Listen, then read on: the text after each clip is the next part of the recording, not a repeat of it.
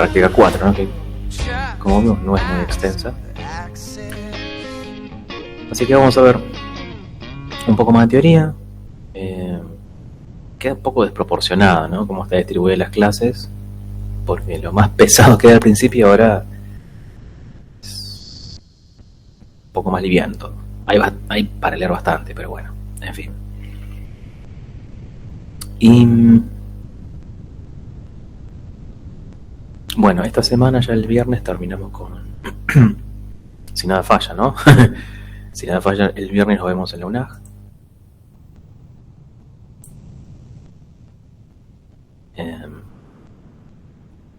Y ahí veremos la última clase de teoría. ¿Sí? Vamos a avanzar un ratito. Nos queda mucho para terminar la práctica 4. Y en todo caso tendrán un poco más de tiempo para ponerse al día. En fin. Bueno, si tienen alguna consulta en la práctica, estuvieron viendo algo, alguna duda de la práctica 1, 2, 3 o 4, lo que vimos hasta ahora. ¿Sí o no? Por ahora nada. ¿Nada porque no hicieron nada o nada porque de lo que hicieron no les quedó dudas? Por favor, dígame la opción B. Yo no tuve tiempo de repasar todavía. Ah, ok. Eso me preocupa porque se nos viene el examen ya. No me estaba acordando que no es esta semana, sino la semana que viene.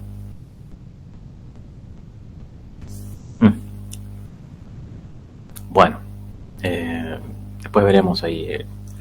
Acuérdense que el viernes presencial se pasa lista. Si el que no cumple con la asistencia, bueno, no puede rendir y demás. ¿Y el resto? ¿Ninguna pregunta?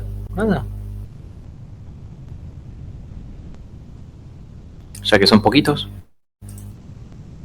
quedó como medio clase.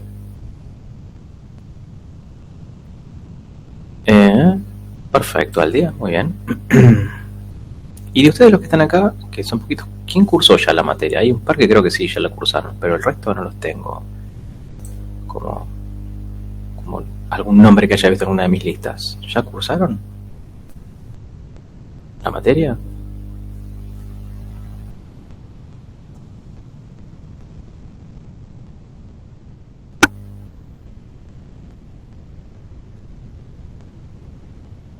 ¿Nadie se quiere hacer cargo?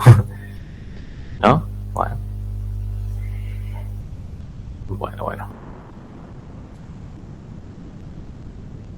Ah.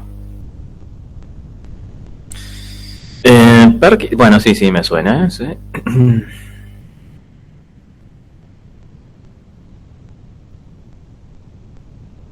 Cursé redes de computadoras por error. ¿Cómo por error? No hay errores ahí, García. ¿Cómo puede ser eso? Me refiero a la correlatividad. No hay error ahí. Para cursar redes hay que tener arquitectura, organización de arquitectura aprobada. ¿Cómo puede ser eso? Medio raro.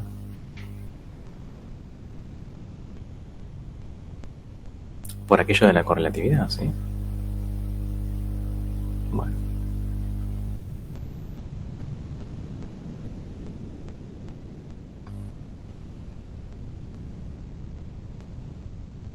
Bueno, ahí después en todo caso darán dar un detalle o no.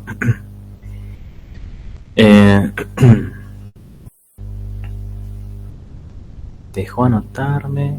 Sí, igual es raro porque si te deja anotarte el SIU, bueno, yo no sé, ya lo hiciste, pero cuando pasa eso, el mismo SIU después de un tiempo es como que los da de baja o los dan de baja por una cuestión de que justamente no está la correlativa previa. Pero bueno, vaya uno a saber, es uno de los misterios del SIU. Bueno, vamos a continuar por acá. Seguimos. Vamos a ver lo que resta, si quieren, de lo que es la teoría de la práctica número 4, ya que son poquitos.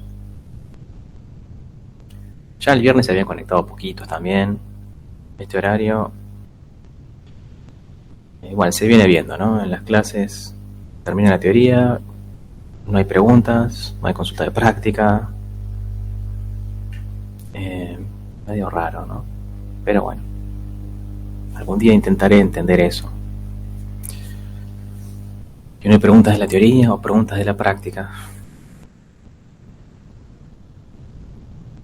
Si van todos al día sería bueno, pero en fin. Bueno, entonces la clase pasada nos quedamos por acá, ¿no? Vimos que este modelito, o sea, ese que habíamos visto en la primera clase, que había como una cuestión jerárquica, compuesta por estructuras, ¿sí? Cada estructura hecha de distintos componentes, cada uno con su función específica. Bueno, eso lo modificamos un poquito en cuanto a la forma visual, ¿no? De cómo verlo, y le pusimos el nombre que corresponde, que es la arquitectura de von Neumann, ¿sí? Donde tenemos la CPU con su unidad de control, procesos, la memoria donde hay una jerarquía de memorias, y la unidad de entrada-salida, el sistema de buses, ¿sí? Y esta idea de manejar el números binarios, que ya lo vimos, y que también es esa idea del concepto de la memoria programada, donde la idea es que las instrucciones, tanto los datos como las instrucciones, se almacenen y estén almacenados en la memoria. Y en binario, por supuesto. Vimos esta gráfica, donde ahí repasamos el ciclo de ejecución de la instrucción, pero ahora con estos detalles internos de la computadora, viendo justamente que hay registros. Cuando vemos dentro de la CPU que tenemos registros, unidad de control y la ALU, son esos registros específicos que utiliza la CPU para justamente ejecutar las instrucciones. Y aparecen por ahí el PC, el IR, el MAR, el MBR y demás. ¿Sí? Después esta parte que habla del procesador, que el cerebro de la computadora ejecuta instrucciones. Bueno, esa es básicamente la función. O sea, alguien tiene que encargarse de esta tarea. Y las funciones más básicas son las de procesar, almacenar, transferir datos o hacer también ejercer ciertas tareas de control, ¿sí? Son las funciones básicas. Pero para cumplir eso, en el más bajo nivel se están ejecutando instrucciones permanentemente. ¿Cuántos serían varios? Bueno. En fin, ahí va. Bueno. Entonces el concepto de programa ya lo tenemos. La descripción de la CPU ya tenemos que tiene, cómo está conformada. Esto lo sabemos de la clase 1. ¿Sí? Vamos a saltarnos este momento. La función de la unidad de control ya sabemos es la de ejecutar. Ahí se ejecutan, digamos, dentro de la CPU se ejecutan las instrucciones. Concretamente, la unidad de control se encarga, digamos, se pone esa tarea al hombro, recibiendo las instrucciones, decodificándolas y generando las señales de control justamente para que se ejecute la instrucción que acaba de recibir. Entonces acá lo tenemos bien detallado esto, ¿sí? La idea es que, como bueno, nos toca presencial, es distinto esta partecita. Dice, vamos como medio decodificando en cierta forma cada parrafito de hasta ahora que nos queda. Bueno, la unidad de control tiene que decodificar las instrucciones que están almacenadas en el IR. Acuérdense, se busca la instrucción, ¿sí? Luego que leímos el PC, vamos a la memoria, leemos la ubicación de memoria correspondiente y esa instrucción va por el bus de datos a la CPU y va a parar al IR. Entonces la unidad de control toma esa instrucción, la decodifica y luego ejecuta microoperaciones. No sé qué es eso, pero ahora queda ahí, microoperaciones. Entonces, vamos acá. Va a ser una ida y vuelta con esas dos filminas. Tenemos el registro de instrucciones, pasa por el decodificador. Entonces, cuando ya sabe qué instrucción tiene que ejecutar, lo que hace es acceder a una memoria, en realidad una memoria de microinstrucciones.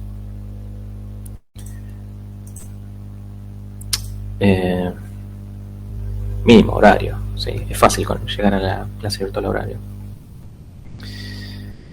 Tenemos acá esa memoria, cuando acá dice que la unidad de control recibe ese código binario, que es la instrucción concretamente, y que está almacenada en el registro de instrucciones. Hasta ahí vamos. Esas instrucciones que decodificamos, que va a ser un número binario,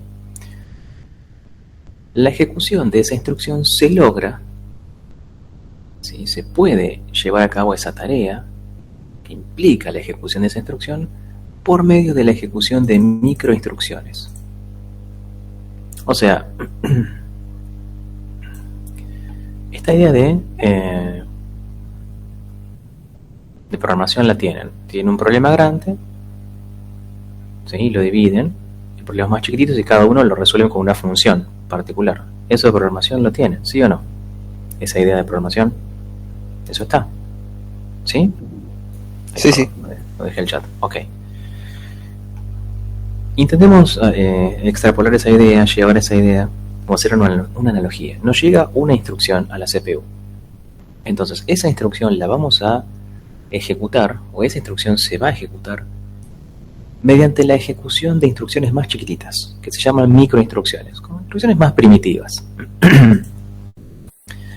Entonces, por cada instrucción yo voy a terminar ejecutando un pequeño código de microinstrucciones que se llama firmware. ¿Sí? Estas son las microinstrucciones. Haciendo esa analogía de que tengo un problema y lo divido en problemas más chiquititos. Entonces resuelvo este problema grande, que sería la ejecución de la instrucción, mediante la ejecución, la lectura / ejecución de un código compuesto de microinstrucciones. Y a medida que voy leyendo cada una de esas microinstrucciones, que no sé cuántas hay por cada instrucción, ¿no? Eso depende, va a variar. Por cada microinstrucción yo le paso información al secuenciador. No sé qué es el secuenciador, ¿qué dice acá? El secuenciador es el que se encarga justamente de generar las señales de control que permiten ejecutar cada una de esas microinstrucciones. Es decir, que en definitiva, el secuenciador, al recibir cuáles son las microinstrucciones que tienen que ejecutar o que se tienen que ejecutar, él genera las señales para que justamente se utilicen los componentes que hagan falta de nuestra arquitectura para poder llevar a cabo esa operación. ¿Hasta acá vamos? ¿Se entendió eso? ¿Sí o no? Sí, sería como una interfaz entre el hardware y las instrucciones. Eso hace una suerte de interfaz. Es un intermediario, es decir, mira, ok, estas son las microinstrucciones que se tienen que ejecutar. Perfecto, yo genero las señales de control para que se vayan ejecutando esas microinstrucciones. Y finalmente se ejecute la instrucción que te llegó por el IR. Después, ¿qué hace el secuenciador? Vemos, en un momento vimos este ciclo de ejecución de la instrucción donde veíamos que estaba la etapa del fetch, de la búsqueda, y hay que actualizar el contador. El registro contador, perdón, el contador de programa, el registro PC, a secas. Y era como medio ahí esotérico, místico, misterioso. ¿Quién se encarga de estar actualizando el contenido de ese registro en particular? El secuenciador. El secuenciador, con la información que va recibiendo, que recibe información. No solo esto. El secuenciador recibe información y mediante la información que recibe, vaya uno a saber de qué tipo, él recibe información y en función de eso establece la dirección que se va a guardar en el registro PC. Esa dirección después va por el bus de direcciones, va a la memoria, se accede a la posición que corresponda y la siguiente instrucción se lee y viaja por el bus de datos hacia la CPU, a la unidad de control, al registro de instrucciones y ahí se repite el ciclo. ¿Puede haber interrupciones? Sí, claro, puede haber interrupciones, hay un cambio de contexto, el PC apunta ahora a la rutina de interrupción y se sigue utilizando la unidad de control para ejecutar esas instrucciones, solo que ahora serán relativas a una rutina de interrupción. Bueno, entonces, ahora, ¿cómo sabe la unidad de control cuál es la instrucción que se va a ejecutar en definitiva? Hay un decodificador, sí, buenísimo. Pero ¿qué es lo que decodifica? La instrucción está compuesta por bits, ¿sí? Ignoren esto un momento, que ya lo vamos a ver ahora en la práctica. Esta va a ser nuestra instrucción. Y le podemos dividir bien, a grosso modo, muy simple, como un código de operación, o se lo llega a llamar el opcode. Y acá ponemos, en este campo hay direcciones o registros.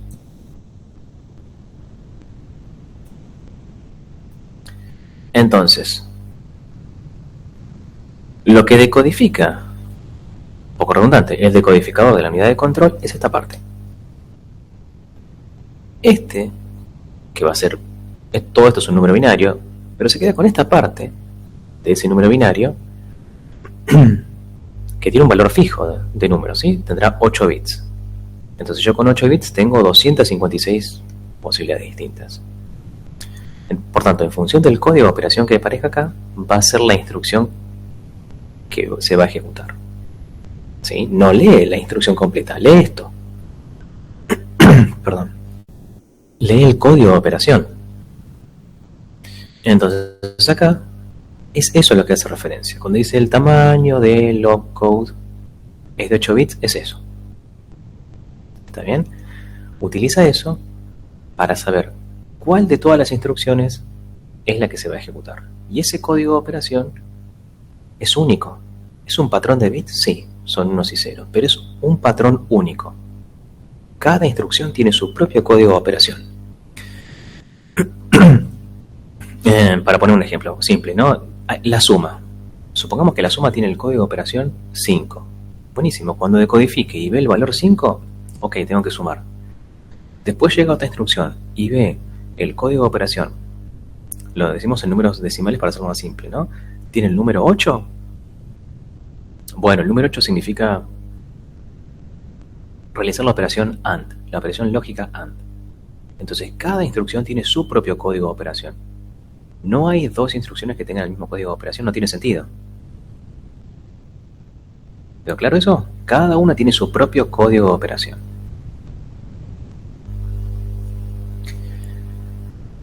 Bueno.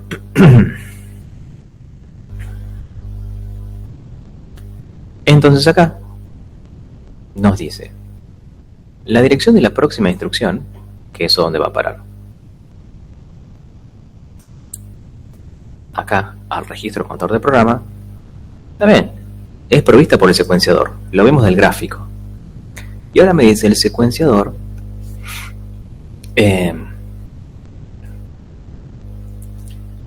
para justamente cargar esa dirección, la información para poder actualizar el valor del registro PC le puede llegar de 3 lugares distintos.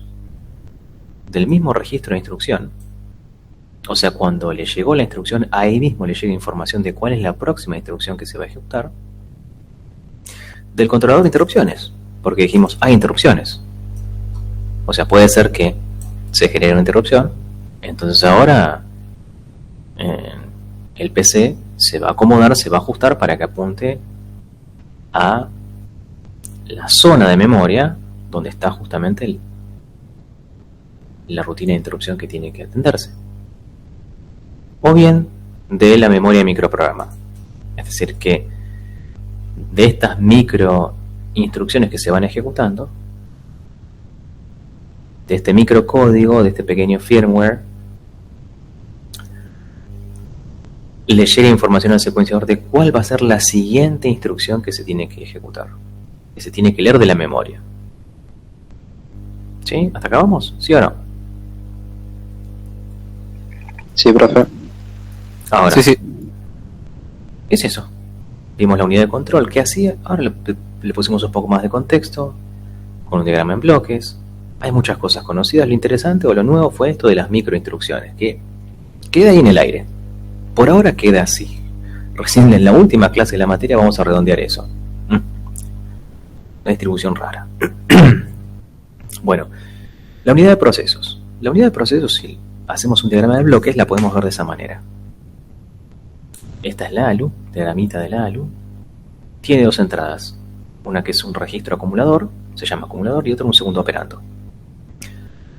Entonces acá van a llegar los datos, de acá, mejor dicho, va a leer los datos la ALU para hacer lo que tiene que hacer, ¿sí? Operaciones lógicas o aritméticas.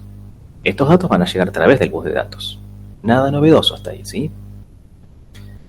Porque si estos guardan los operandos, bueno, el dato va a llegar a través del bus de datos. Ahora, ¿cómo se entera la ALU la operación que tiene que hacer? Acá dice que son líneas de selección, ¿sí? Son líneas de control que llegan al ALU. ¿Y de quién llegan? Del secuenciador. Entonces es el secuenciador que le dice al ALU, bueno, ok, mira, tenés que hacer tal cosa ahora. En función de cuáles son las líneas de control que le llegan, la ALU toma los datos de entrada, hace la tarea que tiene que hacer y el resultado lo guardan en el acumulador. Entonces el acumulador en definitiva es una variable de entrada y una de salida.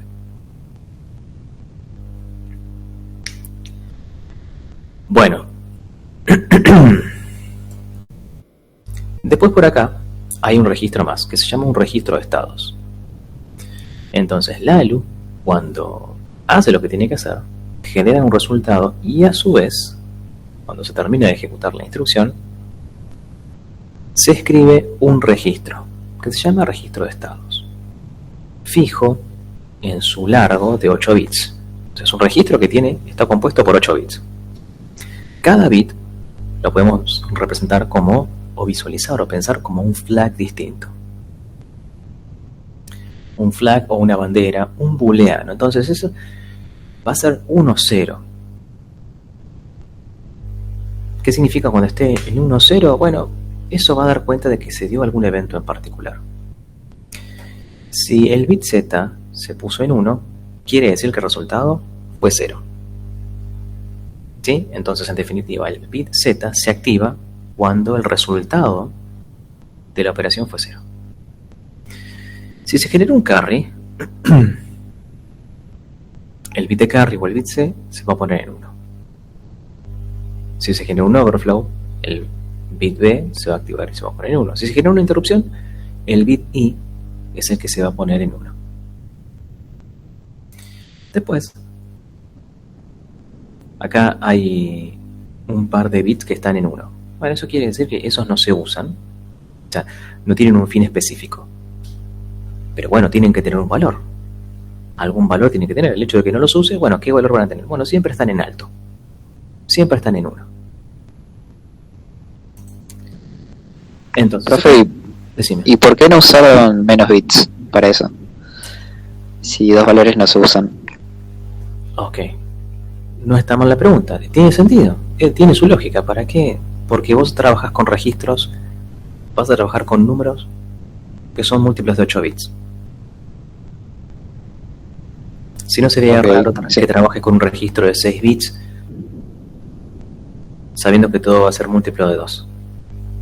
Potencias de 2. Perdón, me corrijo. Potencias de 2. ¿Sí?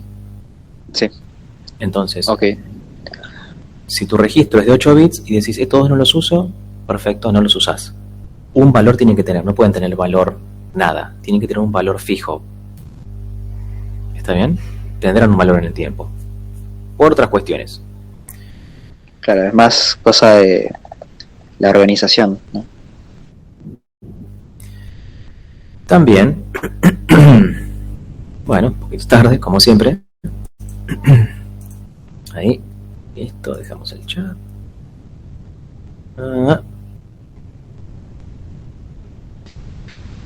¿Pueden esos valores tener alguna clase de utilidad asignada posteriormente?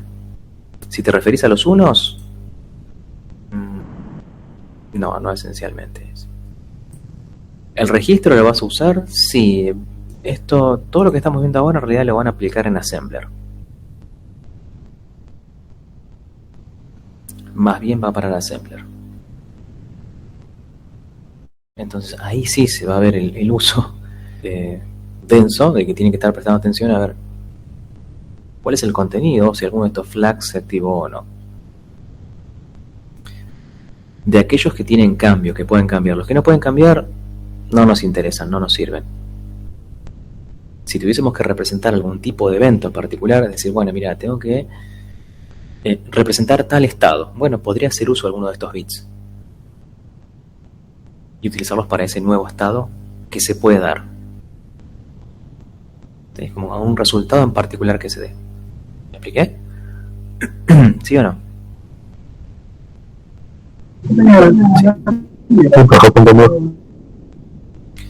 Entonces pasamos por la unidad de procesos, eh, su funcionamiento con el registro de estados y demás. Pero seguí con eso porque seguí un poco el flujo de la ejecución de la instrucción. Ahora, esos registros que utiliza, que son los registros internos, que son los bloques que le dice biestables, esa palabra biestable nos retrotrae, nos lleva a esas ideas que vimos sobre los latches y los flip-flops. Entonces, los registros son bloques biestables, dice, de flip-flops. Por tanto,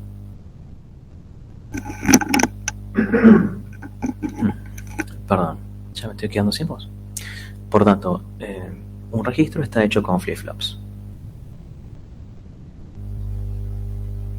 ¿Sí? ¿Cuántos? Bueno, va a depender del largo del registro.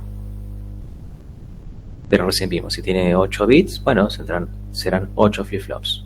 Por supuesto, es todo tamaño miniatura, como está hecho. Y en realidad lo que muestra por acá, a continuación es, bueno, si tenés 2 registros, A y B, ¿sí? Sabiendo que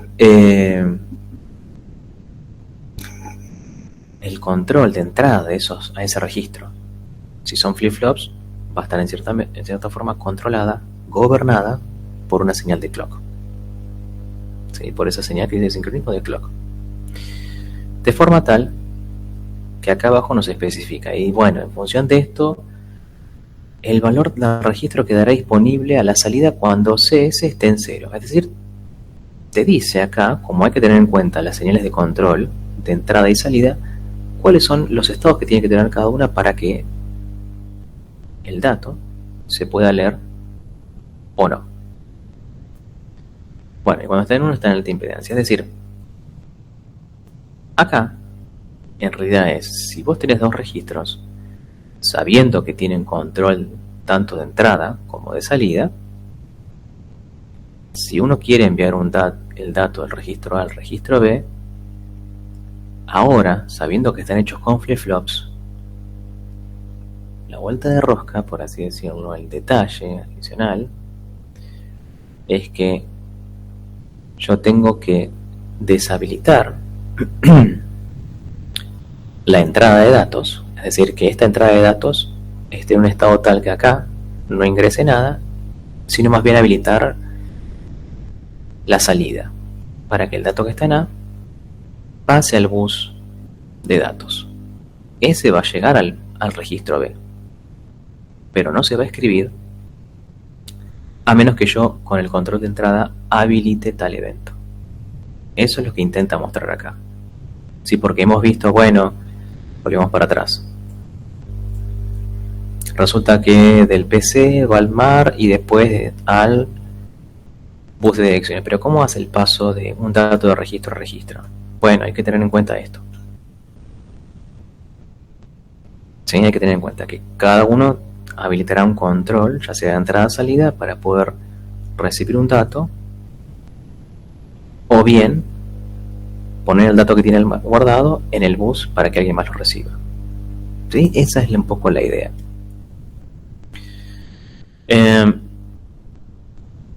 Ahora, todo esto nos lleva de nuevo a la ejecución de la instrucción, una vez más, solo que en una versión un poco más completa, juntando todo lo que vimos. Absolutamente todo. Es repetir lo mismo, digamos, si volviésemos atrás o fuésemos a la otra presentación, veríamos información similar, pero ahora está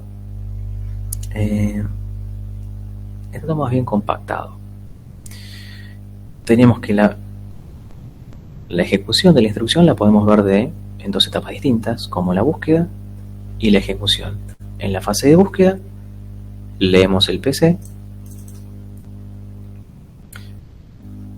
y en función de eso,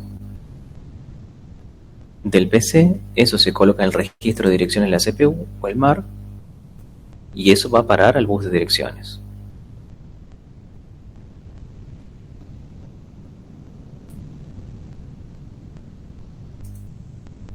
Bueno,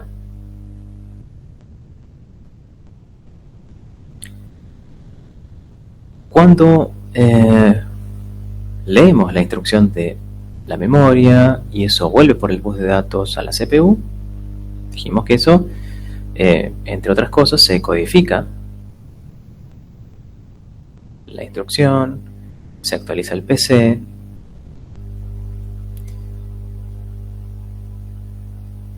y esa instrucción que fue a parar al IR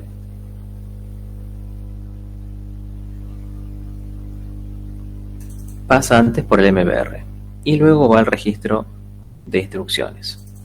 Sí, un poco lo que mencionamos previamente. Entonces acá, ¿dónde estaría? Estamos por acá en rojo, ¿no?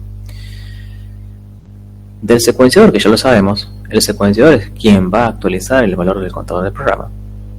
Esa dirección, porque el contador del programa solo guarda direcciones de memoria, va para el registro de direcciones MAR, de ahí va a parar al bus de direcciones, y de ahí accede a la posición que corresponde a la memoria. Para eso le tuve que mandar una señal a través del bus de control de lectura.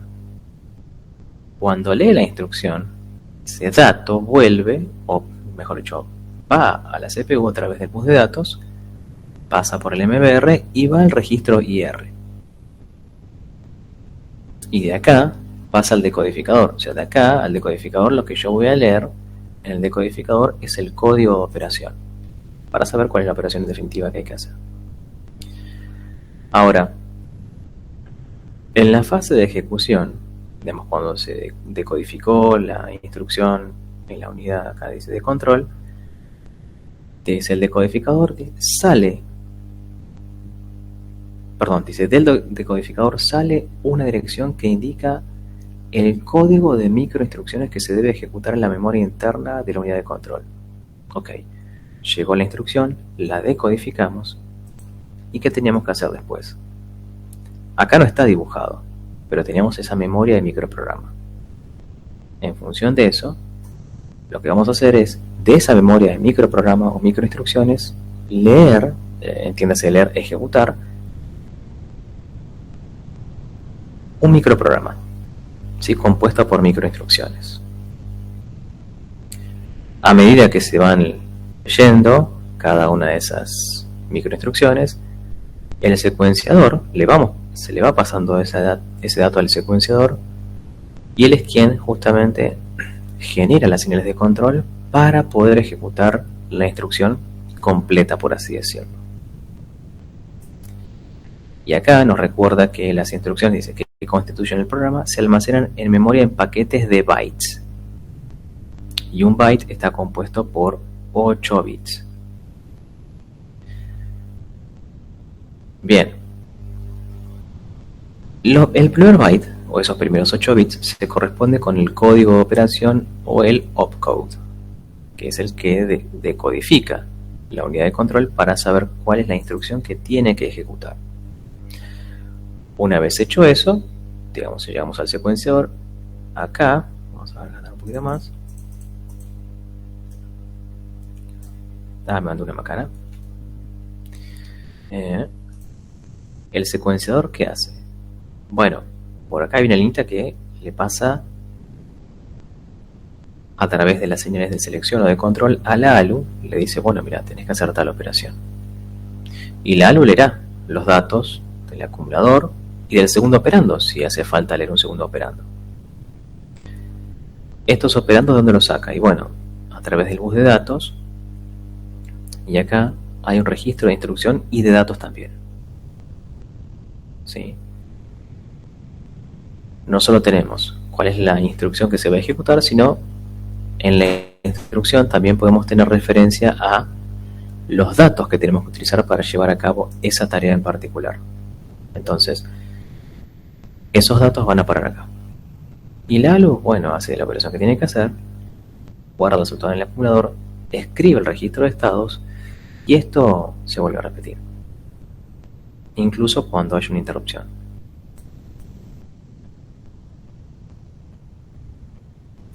Profe, ¿Sí? ¿Se pudo seguir hasta ahí? Decime. ¿cuál es la diferencia entre el contador de programa y el registro de direcciones?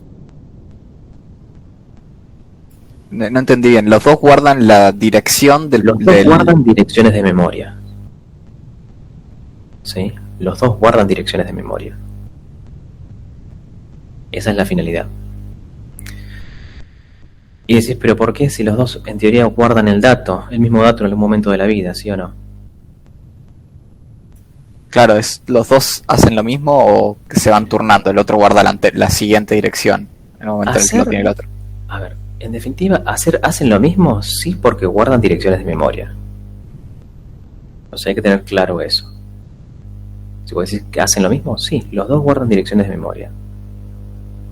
Ahora bien, ¿los dos guardan la misma dirección de memoria?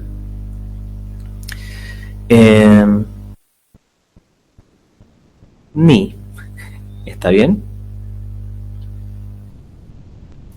Ok, depende de la situación. Acá, depende de la situación, ¿sí? Acá este contador se actualizó, tiene la dirección de la instrucción 1, perfecto. La paso acá y esto va al bus de direcciones. Esto, cuando venga la instrucción, esto se va a actualizar.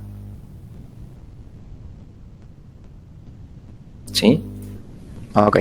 Esto se va a actualizar. ¿Se va a mandar enseguida al registro de direcciones? No, todavía no, porque todavía no terminé de ejecutar la instrucción.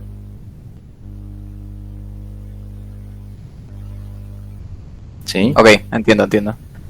Por otra parte, Gracias. de nada. Por otra parte, ves que el secuenciador va al contador del programa y va al registro de direcciones. ¿Ok? Hay casos no. Yo tengo la instrucción,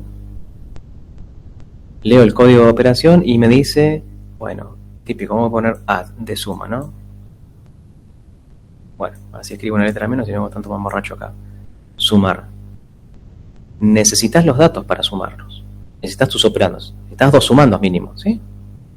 Ponele eso. Entonces, los datos pueden ser que estén acá.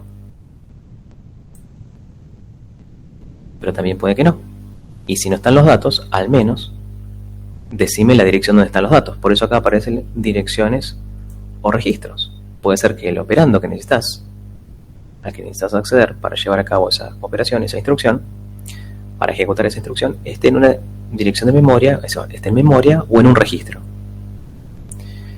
Entonces, cuando eso pasa, cuando decodifica por acá, decodificó todo esto y le ves al secuenciador, el secuenciador, acordate, él sabe que tiene 3 opciones de actualizar el contador del programa o de establecer cuál es la siguiente dirección que se va a ejecutar, de memoria la siguiente instrucción a ejecutar. Acá, si te hacen falta los datos porque no los tenés, del secuenciador ves que sale una línea directo al registro de direcciones. ¿Sí? ¿Se ve eso?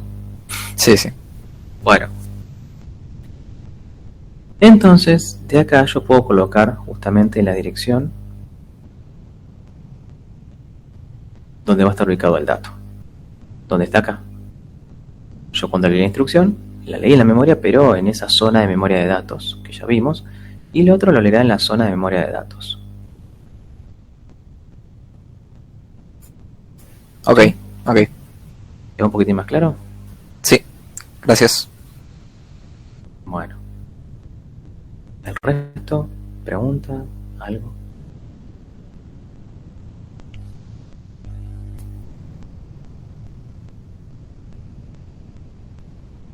¿No? Bueno. Vamos a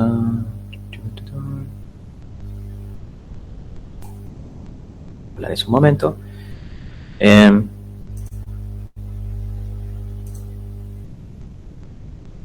Bueno, y este es el resumen de todo.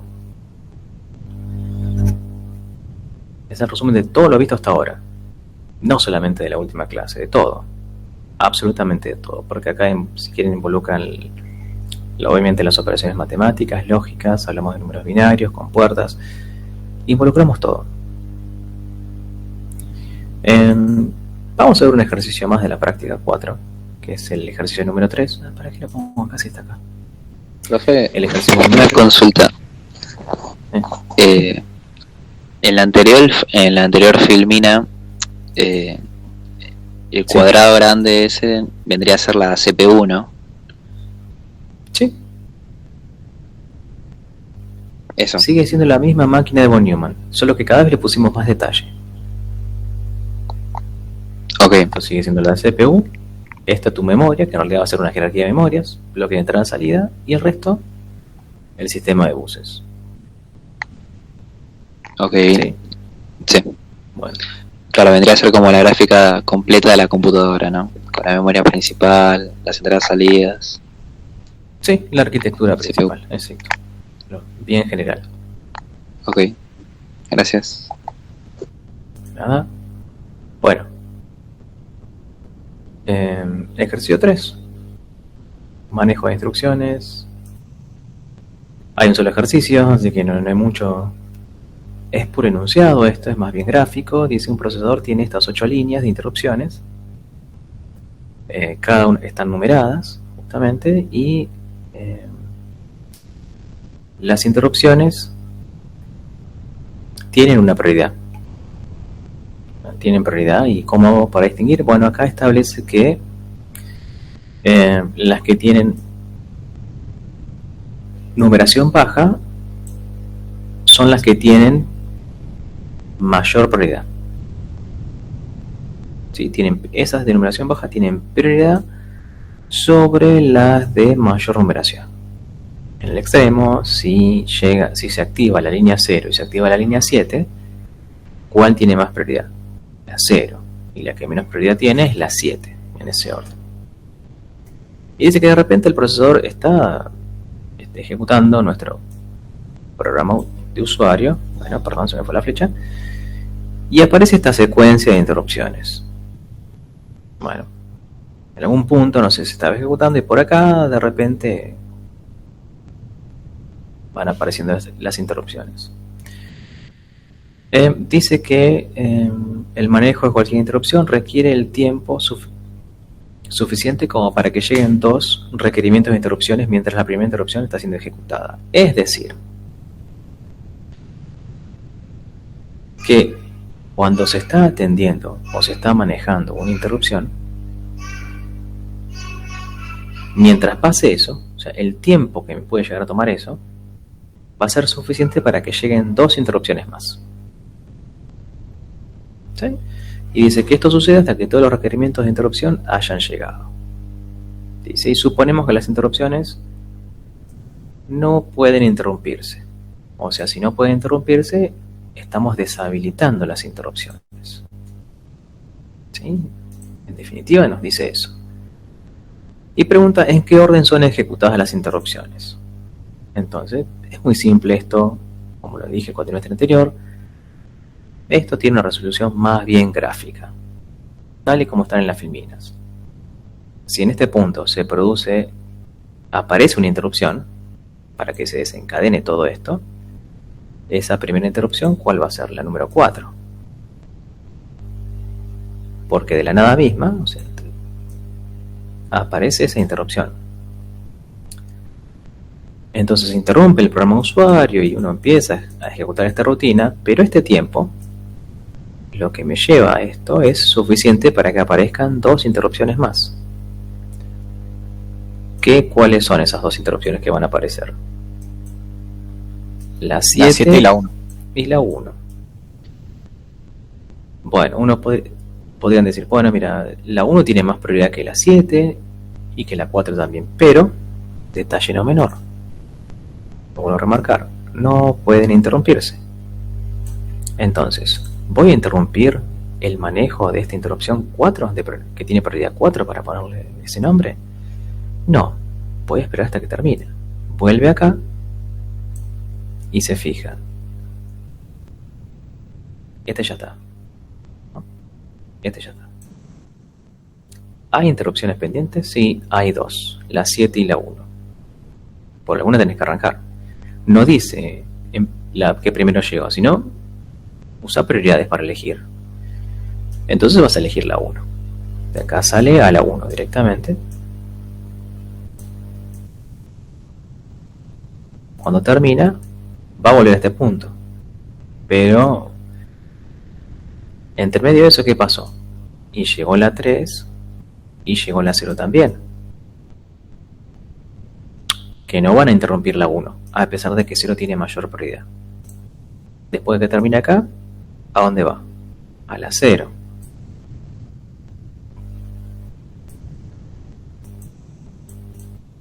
Y mientras está atendiendo la interrupción 0, van a llegar dos más. La 5 y la 6. ¿Sí? ¿Se entendió? Sí, profe. ¿Sí?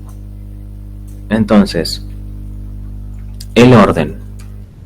¿Cómo se dio el orden de ejecución? Perdón.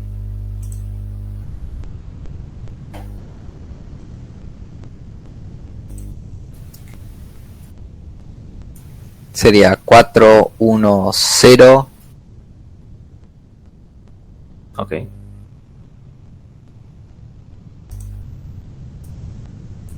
Ay, Y después iría 3, ¿no? el orden. Primero estaba la 4, después llegó 7, 1, 3, 0, 5, 6. Pero, ¿cómo se fueron ejecutando? La primera que se ejecutó, ¿cuál fue? Y la 4. Esa por ser la primera. Después, ¿cuál fue? La 1. La 1. Vamos a dar un poquito por acá. Después la 1. Después de la 1, ¿cuál fue? La 0. Y después de todas estas que están acá, ¿cuál sería? La 3, ¿verdad? Y la 3. Sí, la 3. Y después, bueno, falta que llegue 4, 2 y 1 para que los completen. ¿Se siguió? ¿Sí o no? Sí, sí, sí. Sí, entonces es bastante simple la cosa. Es simple porque, insisto, digo que es mecánico. Es bastante mecánico. ¿Y en qué me apoyé? Y en una gráfica. No tuve que hacer mucho, solamente graficar, nada más. Sí, no hubo que hacer demasiado en ese sentido. A lo que voy, me refiero demasiado a estar haciendo cuentas, sacando suposición, haciendo suposiciones. No. Nos basamos en un gráfico y nada más. Ahora, la cuestión es que, un poco lo que hicimos el cuatrimestre pasado, si esto no está, el enunciado es exactamente el mismo, pero cambiamos eso nada más y decimos que ahora sí se pueden interrumpir. Bueno, ahora cambia un poquito la cosa. Porque acá ¿va a salir a atender o a manejar la interrupción que tiene esta prioridad 4? Sí, igual que antes. Pero ahora, que tenía la 4 y que aparece la 7 y la 1, bueno, la 1 tiene más prioridad, así que lo va a interrumpir. Supongamos por ese punto. Entonces de acá salimos y vamos a la 1. O sea, queda algo anidado. O sea, en definitiva son los gráficos que vimos en la teoría. Nada más, no tiene mucho misterio, ¿sí? Solamente seguimos el orden en el que se van dando los eventos. Y después, mientras se está ejecutando la 1, ¿qué aparece? 3 y 0. Hasta ahora no puede subrayar ningún en verde como diciendo ya terminó. La 0 interrumpe la 1, sí, porque tiene más prioridad.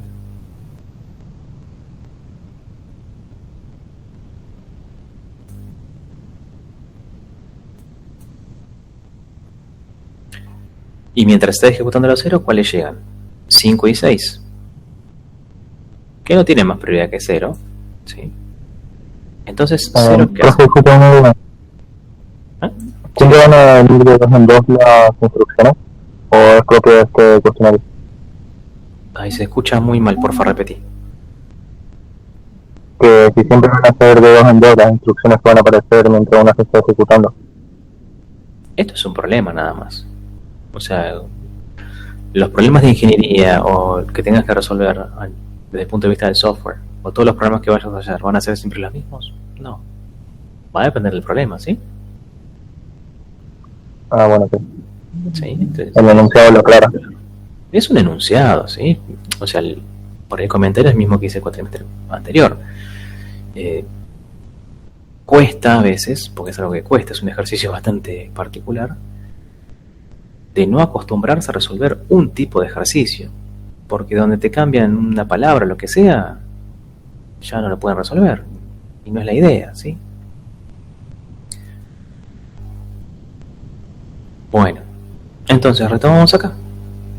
la 0 terminó de ejecutarse y es la primera que terminó, en definitiva, la que realmente... ¿Cuál finalizó primero? Fue la 0. Ahora vuelve acá a la 1. Cuando termina la 0, vuelve a la 1.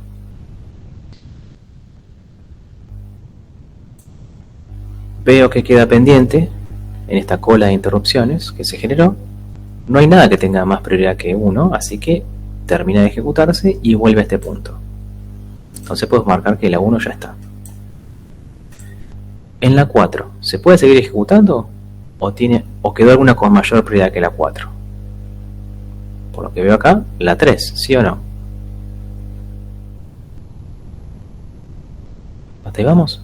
¿Sí?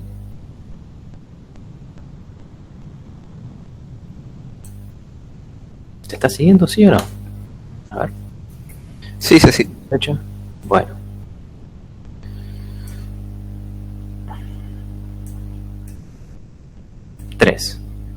Entonces estamos ahí atendiendo un nuevo pedido de interrupción y el tiempo va a ser tal que van a llegar 2 más. ¿Qué nos faltaba? Llegamos a las 5 y 6, vamos a poner 4 y 2, ya está, ya es mucho. Entonces de esta, 2 tienen más prioridad y la va a interrumpir.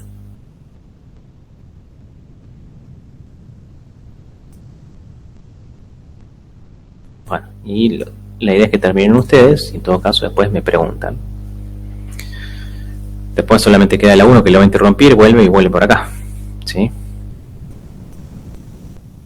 Entonces, lo del orden, ¿qué pasa con eso del orden? ¿Cómo se fueron ejecutando? Una cosa es cómo finalizaron, ¿sí? ¿En qué orden finalizó la ejecución de las interrupciones? Si fuese el orden en el que finalizaron, ¿cuál terminó primero? La 0, ¿no? Y después vino la 1. ¿Sí?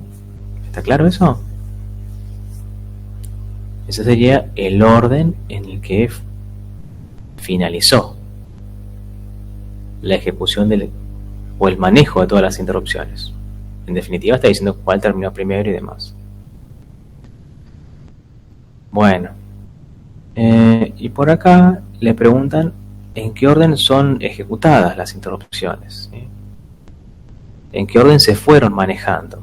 Bueno, ahí cambia la cosa, en qué orden se fueron atendiendo, porque primero fue la 4 y después pasé a la 1, después fui a la 0, después volví a la 1 y después volví a la 4 de nuevo.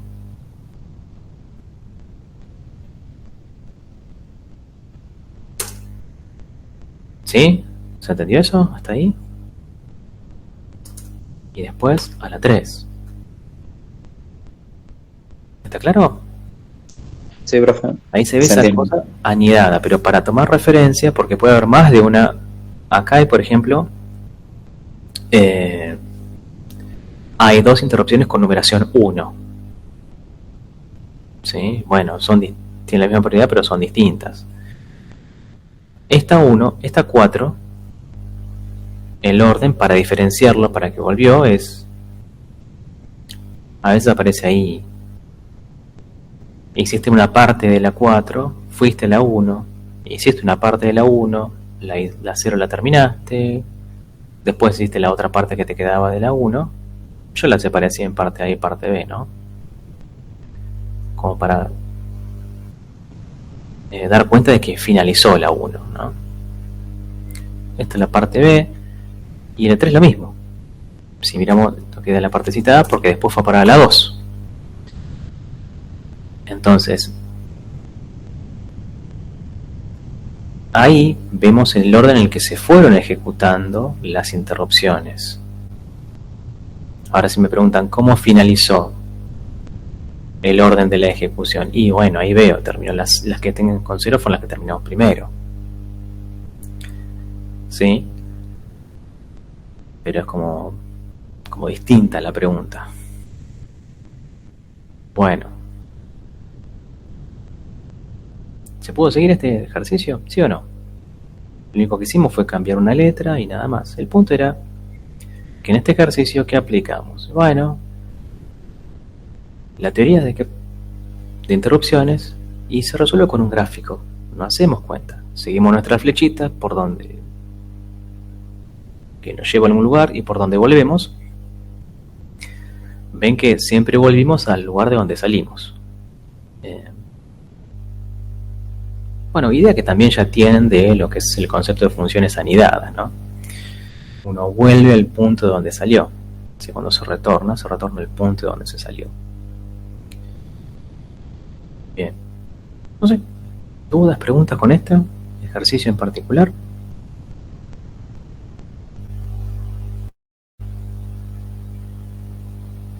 No, por mi parte no. Con dos Bueno. entendió. Ok. No. Repásenlo. Insisto, es bastante mecánico, pero lo bueno es que se resuelve gráficamente. Después, acá el ejercicio 5, 6, 7 es teórico. Y los últimos dos, ¿cómo se resuelven? Bueno, la idea es que repasen un poco de teoría. Pero cuando se dice la descripción, es cómo es la descripción de la ejecución de una instrucción que nos dan acá y nos cuenta qué hace esa instrucción, pero básicamente siguiendo este gráfico. Ya vamos a hacer la descripción de la ejecución de esa instrucción en particular, pero un poco más detallada. Esa es un poco la idea. Es un poco la tarea que les queda. Después el viernes. ¿Sí? ¿Alguien quiere preguntar algo? No, perdón, justo quería preguntar eso, si el viernes vamos a seguir leyendo. El viernes, sí. Viernes tenemos una clase más de teoría, donde vamos a ver lo que falta, que sería algo. No queda mucho de la presentación, en definitiva. ¿Sí? Por ahí, ya un par me dijeron que cursaron, ya sé que cursaron. Saben que la teoría de la práctica 5 son 3 fórmulas. 4 si despejamos una de otra, pero no, y es aplicar esas fórmulas. Entonces se explica a ver el sentido de cada una de esas formulitas y después por acá ya tenemos los ejercicios resueltos de la práctica. ¿Sí? No nos va a consumir mucho tiempo, por eso sería lo ideal que, no sé, como quedó medio desproporcionado en cuanto a carga, si querés, de teoría, un poco esta práctica 5. Y quedó justo para el viernes, y bueno, que aprovechen el viernes para hacer consultas también, en general. ¿Sí? Y ya con eso terminaríamos todos los temas, todos los trabajos prácticos del módulo 1. Bueno.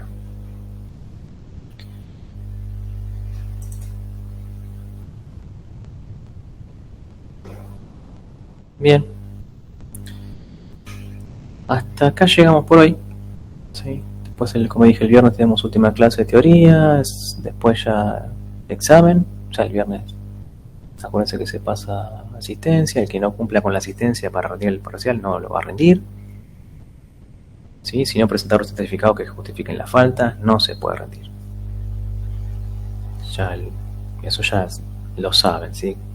Que hay que cumplir con ese porcentaje de asistencia. Bueno, no, nada más. Sí, así que en principio nos vemos el viernes. Creo que no he pensado en ningún paro para el viernes. Así que si nada falla, nos veremos presencialmente a las 2 de la tarde. Cuídense, nos vemos. Chao, profe. Saludos. Hasta luego.